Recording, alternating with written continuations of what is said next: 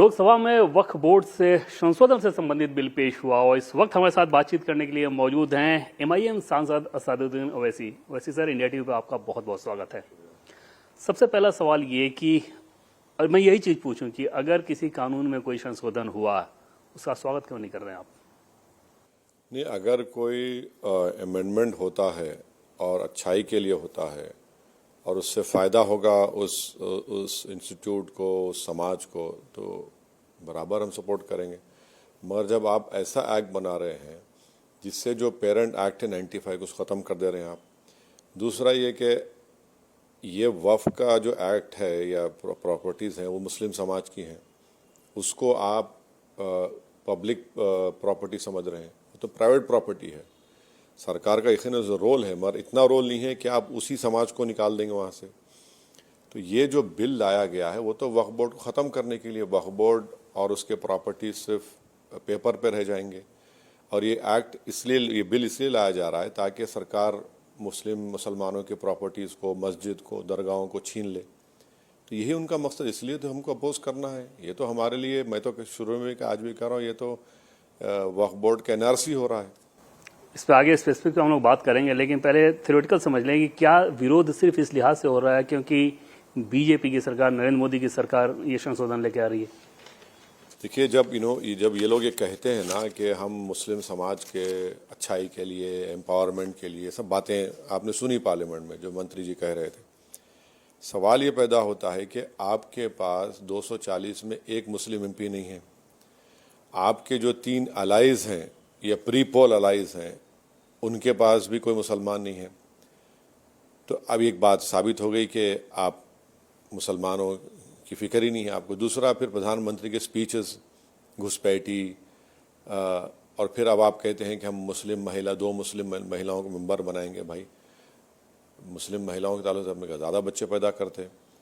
जो actual bill को अगर आप देखेंगे तो वो हमारे संविधान के आर्टिकल 14, 15 और 25 का वायलेशन है। बेसिक स्ट्रक्चर का उसमें वायलेशन है। जुडिशरी की इंडिपेंडेंस को आप छीन रहे हैं। और फिर इसमें एक ये कानून बना दिया गया, बिल में कानून है कि अगर कोई वक्फ बाय यूज़ एक है, वक्फ बाय यूज़ को आप निकाल दे रहे हैं और कह रहे हैं नहीं उसी वक्त होगा जब डॉक्यूमेंटेशन दिखाएंगे। अब आप मेरे को बताइए, अगर मस्जिद में, सुनहरी बाग की मस्जिद जो पार्लियामेंट के पास है, जिसमें हमारे भारत के फ्रीडम फाइटर्स जाकर नमाज पढ़ते थे, उसका डॉक्यूमेंटेशन निकलेगा क्या? आप छीनना चाह रहे हैं मस्जिद को। और वही हिंदू समाज में एंडोमेंट की प्रॉपर्टी को कस्टम एंड यूसेज को माना जाता है, उसको आप रजिस्टर कर लेते हैं। तो वक्फ बाय यूज़र निकाल देंगे तो पूरी मेरी दरगाह, मेरे मसाजिद सब आपके हाथ में आ जाएंगी। फिर वक्फ और औलाद, यानी कोई अगर कोई वक्फ करता है अल्लाह के नाम पर कि इसका फ़ायदा मेरी औलाद को होगा, आप कह रहे नहीं, वो नहीं हो सकता। क्यों नहीं हो सकता भाई?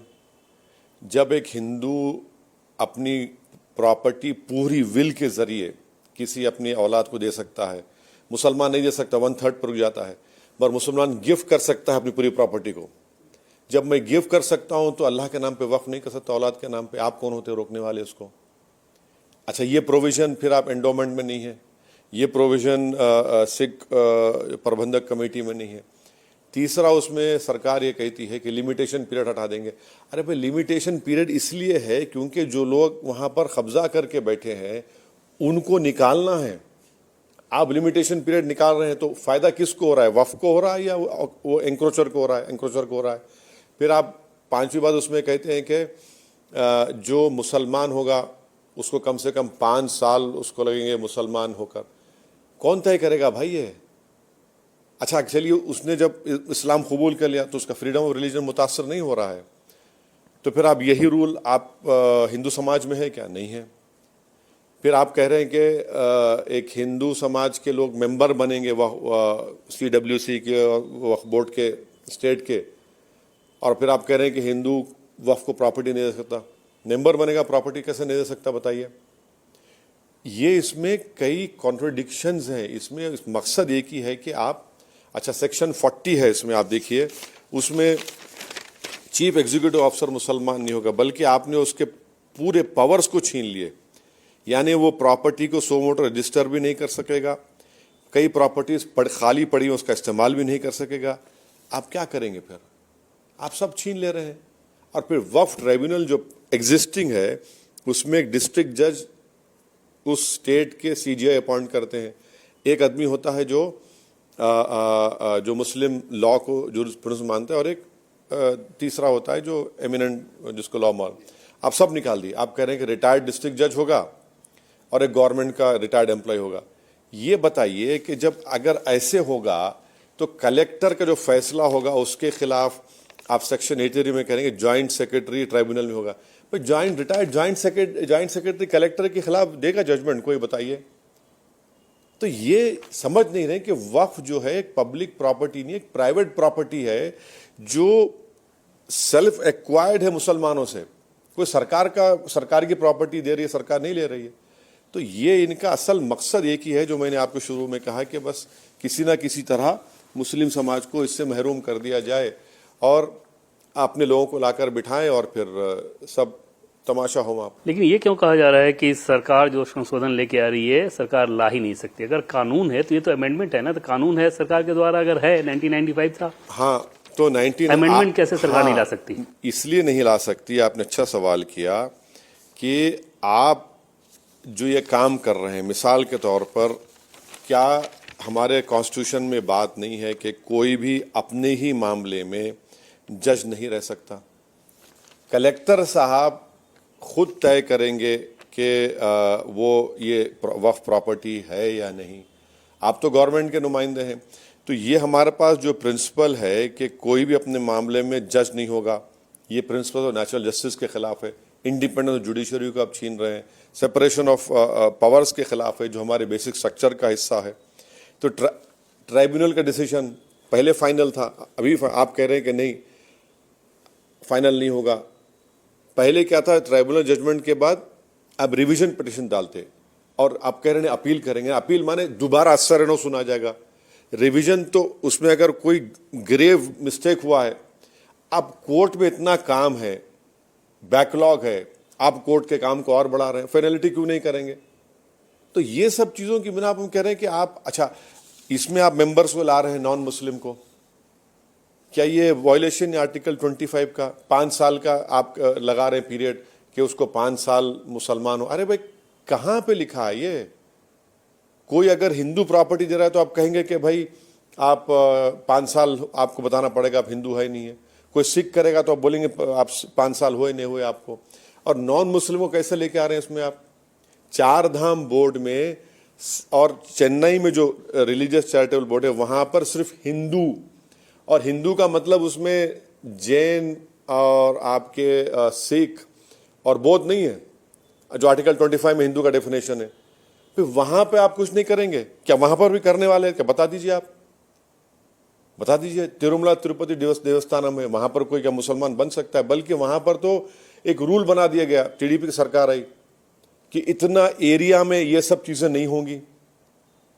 ये तो सरासर जुल्म है ना, नाइंसाफी है ये आपको लगता है कि इंसाफ है कि वक्फ किसी भी प्रॉपर्टी को, जैसे आता है कि वक्फ घोषित कर देता है, वक्फ की प्रॉपर्टी है। बहुत सारे उदाहरण बताए गए हमें, जैसे तमिलनाडु का एक उदाहरण कि पूरे गांव को बता दिया है कि वक्फ की प्रॉपर्टी है, जिसमें 1500 साल पुराना हिंदू मंदिर था उसमें। यह इंसाफ लग रहा है? ये देखिए, वो जो वक्फ अगर होता है ना, मंत्री जी प्रोसेस नहीं बताए, वो आधी बात बताकर भाग गए। उनको प्रोसेस ये बताना चाहिए था कि सर्वे कमिश्नर उस गांव का, उसने सर्वे किया होगा, सब चीजें जो आप आ रही हैं, सर्वे करने के बाद उसने रिपोर्ट दी होगी गवर्नमेंट को, स्टेट गवर्नमेंट को, कि सर ये वक्फ प्रॉपर्टी है। सरकार ने गजट इशू किया, ये वक्फ बोर्ड का मामला नहीं है, सरकार ने गजट इशू किया। जब गजट इशू हो जाती है तो मुसलमानों को ऑब्जेक्शन का टाइम 1 साल का है, नॉन मुस्लिम को कोई टाइम लिमिट नहीं है। आप ऑब्जेक्शन करिए ना, कौन रोक रहा है आपको? सरकार कर रही है ना, ये तो असदुद्दीन ओवैसी नहीं कर रहा है, ये सरकार कर रही है, तो उसका बता नहीं पा रहे हैं आप, एक्सप्लेनेशन नहीं दे पा रहे हैं। अच्छा, फिर वो एग्जाम्पल अगर दे रहे हैं तो वक्फ को बचाने के लिए दे रहे हैं या वक्फ को छीन लेके दे रहे हैं? ये नियत देख लीजिए उनकी।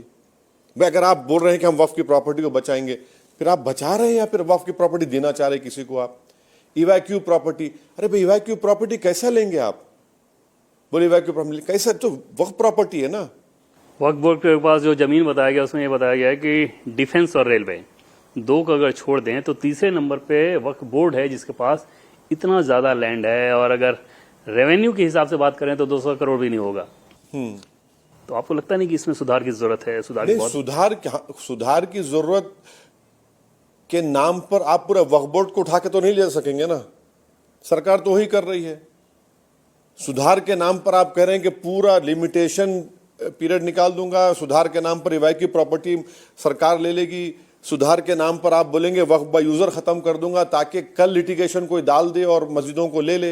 ये सुधार कहाँ? ये तो बर्बादी कर रही है ना। बहुत सारे देशों का उदाहरण दिया गया और उसमें यह बताया गया कि चाहे सऊदी अरब की बात कर लें, कुवैत की बात कर लें, उन देशों में भी वक्फ बोर्ड बहुत ट्रांसपेरेंट तरीके से चलाया जाता है। अपने यहाँ का जो तरीका है वैसा कहीं नहीं है।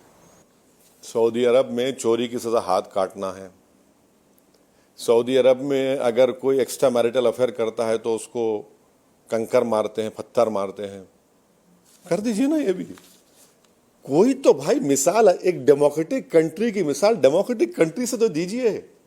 वो एक थियोक्रेटिक कंट्री है, वहां रिटर्न कॉन्स्टिट्यूशन नहीं है, वहां पर डाइवर्सिटी नहीं है, वहां पर ये प्लुरलिटी नहीं है। एक रिलीजियस कंट्री है वो, और रिलीजियस से ज्यादा वो तो एक किंगडम है। टर्की का भी उदाहरण दिया गया उसमें, टर्की, कई सारे देशों का उदाहरण दिया गया। भाई टर्की का एग्जाम्पल अगर आप दे रहे हैं तो टर्की का वो तो बताइए, सरकार कितना पैसा दे रही है वक्फ की अपकीप के लिए? कितना सरकार पैसा दे रही है? कितना सरकार पैसा देती है उन लोगों को बताइए आप। इमाम की तनख्वाह से लेकर, मस्जिद की अपकीप से लेकर, वक्फ की प्रॉपर्टीज को डेवलपमेंट से लेकर एक सिस्टम है उन टर्की में। आप रेप्लिकेट करके बताइए ना। यहां पर आप कह रहे हैं कि नहीं हम पहले पूरा कब्जा कर लेंगे उसके बाद देखा। कैसा करेंगे भाई? आपको कौन रोक रहा है? आप 10 साल में आपने सेंट्रल वक्फ काउंसिल को कितने पैसे दिए और उन पैसों में कितनी प्रॉपर्टीज का जो फ्री ऑफ लीगल इनकम्बरेंसेस है आपने उसको डेवलप किया? बताइए। आप बता ही नहीं पा रहे हैं। आप कुछ देखने, एक आप बोले 160 करोड़ की आमदनी है, ठीक है। अच्छा, वो जो 8 लाख प्रॉपर्टीज हैं उसमें आप 15 मिसालें दे रहे हैं। आप दे देते 1000 प्रॉपर्टी की मिसाल, आप सिर्फ 8 प्रॉपर्टीज की मिसाल दे रहे हैं, 15 प्रॉपर्टीज की मिसाल दे रहे हैं, 7 आप गिने खाली पार्लियामेंट में। तो इनकी जो बोल रहे हैं इनकी नीयत खराब है। ये वक्फ बोर्ड को खत्म करना चाहते हैं, मुसलमानों को अपनी मसाजिद दरगाहों से महरूम करना चाहते हैं। आपने ये कहा कि कब्जा करना चाहते हैं, मस्जिदों पे कब्जा करना चाहते हैं। ये भय क्यों जताया जाना? क्या करेगी सरकार मस्जिदों पे कब्जा करके? देखिए, अगर आप इस बिल का section 3A, section 3B, section 3C और अमेंडमेंट ऑफ सेक्शन 4 पढ़ेंगे तो ये आपको साफ तौर पर बताता है कि गवर्नमेंट किसी भी प्रॉपर्टी पे इंक्वायरी करेगी, बावजूद इसके कि वो मस्जिद हो या दरगाह हो, और बोलेगी कि ये गवर्नमेंट की प्रॉपर्टी और रेवेन्यू रिकॉर्ड चेंज कर देगी और उस प्रॉपर्टी को ले लेगी। आप पढ़ लीजिए section 3A, section 3B, section 3C और अमेंडमेंट 24। अच्छा, और एक चीज, प्रॉपर्टी 100 साल की हो, 1000 साल की हो, और तरफे तमाशा अंग्रेजी में बोलते हैं तो ऐड इंसल्ट टू इंजरी ये करते हैं कि पेंडिंग इंक्वायरी वफ नहीं रहेगी। ये भी लिखा हुआ है, ये तो मैं नहीं कह रहा हूं। अच्छा, ये डायरेक्ट सुप्रीम कोर्ट के जजमेंट के खिलाफ सुप्रीम कोर्ट कहती है कि रेवेन्यू अथॉरिटी को यह हासिल नहीं है कोई टाइटल डिसाइड करे। आप यहां पर कलेक्टर और डिप्टी कलेक्टर को पावर दे रहे हैं कि टाइटल डिसाइड करें। ये चीजें हैं ये तो इसमें इसीलिए तो कह रहा हूं ना कि ये प्रिंसिपल्स ऑफ नेचुरल जस्टिस के खिलाफ है, सब चीजें इसके खिलाफ है। प्रधानमंत्री नरेंद्र मोदी जो कुछ भी करते हैं आप लोगों का ऐतराज ही क्यों रहता है? ये इन प्रिंसिपल जैसे पूछा जाए तो कभी ऐसा होता नहीं कि ये दिखे कि हाँ इस सरकार का ये काम अच्छा है, इसकी प्रशंसा कर रहे हो, ये बिल अच्छा है, ये प्रावधान अच्छा लाया गया, ऐसा होता नहीं है। ये अविश्वास क्यों? नहीं, अगर प्रधानमंत्री भाषण में कहते हैं कपड़े देखकर पहचानो लोगों को, प्रधानमंत्री की सरकार जो है माइनॉरिटी वेलफेयर मिनिस्ट्री के बजट में 30%, 40% कटौती कर देती है, प्रधानमंत्री की सरकार बोलती तो बहुत है कि हमने सबको गैस का सिलेंडर दिया, घर दिया, बताइए कहाँ दिया, हमको लिस्ट दे दीजिए ना, चलिए रिलीज कर दीजिए कि पूरे भारत में प्रधानमंत्री आवास योजना जो अर्बन एरिया में कितने घर दिए आपने, बता दीजिए। आप नहीं बताते। प्रधानमंत्री आने से पहले माइनॉरिटी मिनिस्ट्री में 2013 तक जितने सेंट्रल गवर्नमेंट के एम्प्लॉयमेंट होते थे, एक लिस्ट दी जाती थी कि कितने माइनॉरिटीज का उसमें सिलेक्शन एम्प्लॉयमेंट का हिस्सा मिला है। कोई वो नहीं था, कोटा नहीं था, मगर लिस्ट आपने बंद कर दिया उसको। प्रधानमंत्री आते ही मॉब लिंचिंग शुरू हो गई। प्रधानमंत्री मोदी बनते ही आप देख रहे हैं कि मस्जिदों के मसले खड़े हो गए। प्रधानमंत्री हालिया पार्लियामेंट के चुनाव में हमको घुसपैठी कह दिया, मुसलमानों को, महिलाओं कह दिया ज़्यादा बच्चे पैदा करते, किसी और हिंदू बहन का मंगलसूत्र छीन कर दिया जाएगा। आप हमारी डिग्निटी को ख़राब कर रहे हैं और फिर प्रधानमंत्री उम्मीद करते कि भाई मैं आपका भाई हूँ, मैं आपका हमदर्द हूँ। कहाँ से हमदर्द हैं आप? कौन सी हमदर्दी के आप बातें कर रहे हैं? आप तो कुछ कर ही नहीं रहे ना, आप तो सिर्फ हमारे पीछे पड़े हैं। सरकार बन के 2 महीने नहीं हुए आपने इस तरह का कानून ला लिया। माने ये बीजेपी की सरकार, एनडीए की सरकार नहीं है।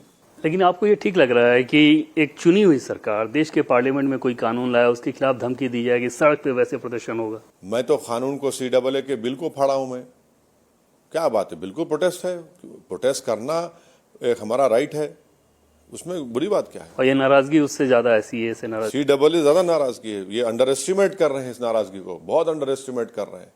और अगर ये हिमाकत कर रहे हैं कि मध्य महाराष्ट्र और हरियाणा के बारे में, देख लीजिए आप क्या होने वाला है फिर।